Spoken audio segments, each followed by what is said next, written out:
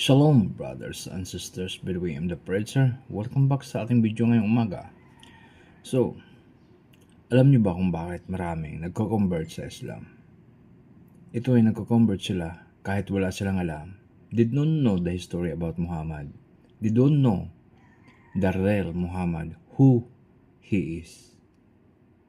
Kumpara kay Jesus Christ, malayong malayo si Muhammad at sinasabi niyo na propeta lang si Jesus Christ. Basahin nyo mula Old Testament hanggang New Testament. From Genesis to Revelation, doon nyo malaman kung ano si Jesus Christ.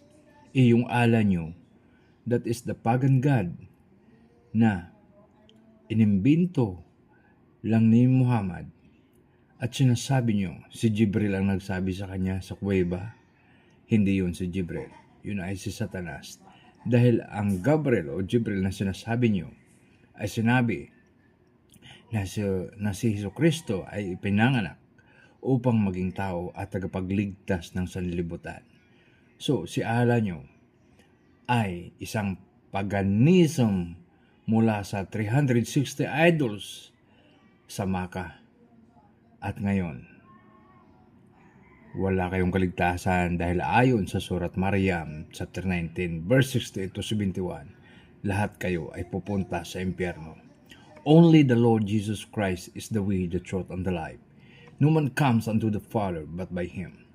Walang makakaakyat sa langit kung hindi sa pamamagitan lamang ng Panginoong Hesukristo. Siya lamang ang daan at ang katotohanan. Wala nang iba pa. So, ang mga taong walang pinag-aralan at walang alam tungkol sa Biblia at ang Quran ay mauto kayo. Kaya sinasabi ng Panginoon na maghanda kayo at mag-ready at alamin ang katotohanan upang doon nyo malalaman ang gawain ni Satanas upang hindi kayo maligaw. Yun ang tandaan nyo. Only Jesus Christ can save us.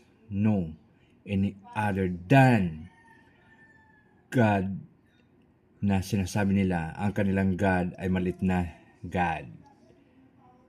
Ang ating God ay si Elohim, Yahweh, Yeshua HaMashiach, the Christ and the Savior. Brothers and sisters, keep our faith in God through Christ our Lord. God in the Bible, not God in other books, because their books confirming that God in the Bible is the true God. God bless everyone.